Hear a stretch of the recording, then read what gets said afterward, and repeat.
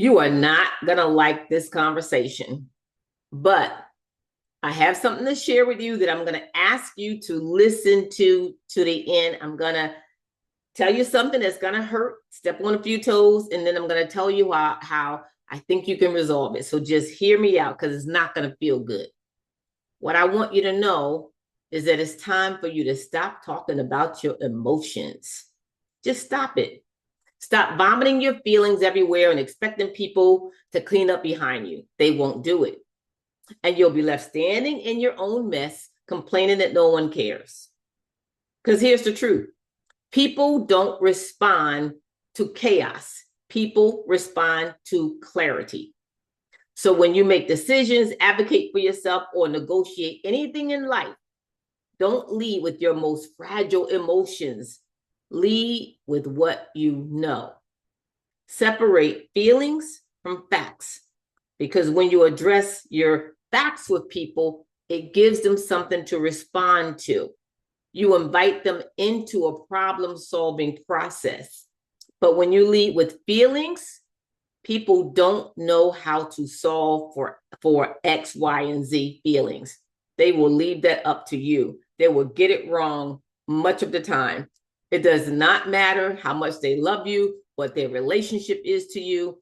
People are not trained to deal with feelings in a big way. So when you're leading with these big feelings about how you don't feel valued and what your worth is and how someone made you feel and all this emotional stuff that you put out there, people don't know what to do with it. They just don't know. That's why people come to empowerment partners, counselors, therapists, psychologists, psychiatrists, because we are trained to hold your emotions no matter how big they are. Your family and friends and coworkers are not trained to do that.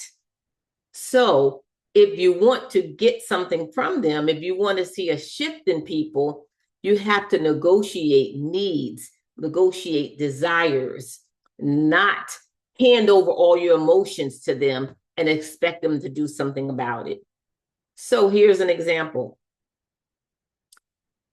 You've been communicating with someone every day. Suddenly they take a step back and you don't hear from them for several days. Now you're feeling some kind of way, right? Like, and you want to tell them that you must not care about me. What are you doing? Maybe you or somebody else is more important. I'm no longer a priority. You're telling them feelings, how horrible it feels that you're no longer a priority.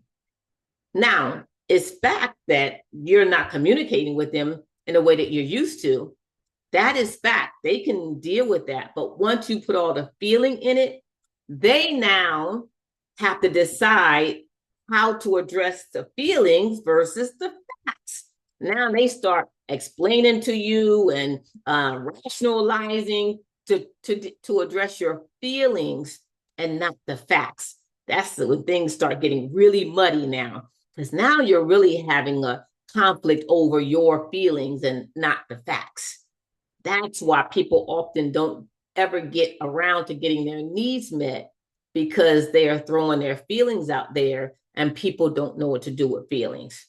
But if you want to approach it with the facts, then you can say, hey, I noticed that we're talking less and less over the last couple of weeks. And I'm just wondering, is there room for us to negotiate our communication patterns so that both of us are getting our needs met?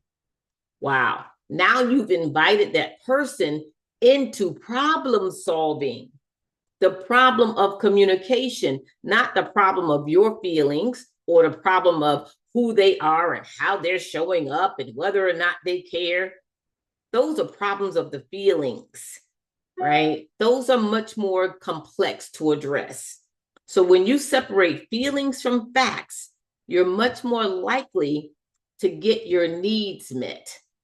So try it and try it again and again and again, because it takes a while. It takes some practice, even for you to start really noticing the difference of when you're talking about the feelings and talking about the facts. Now, again, I'm a psychologist. I get the value of emotions and feelings. They are important. They are just not good negotiating tools. So I'm not suggesting at all to not have feelings. I'm suggesting that when you want to get your needs met, don't lead with feelings.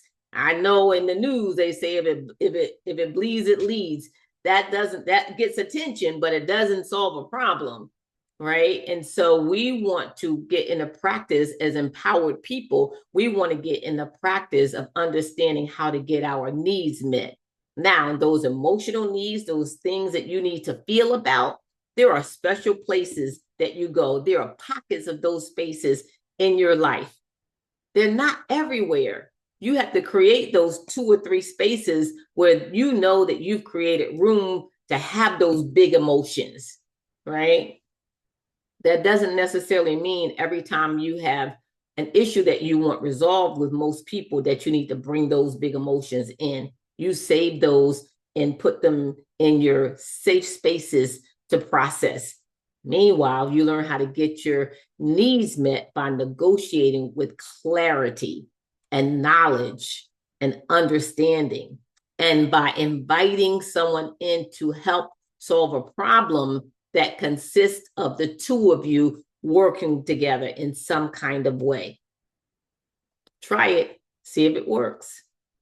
Meanwhile, like, follow, or subscribe. I'm here.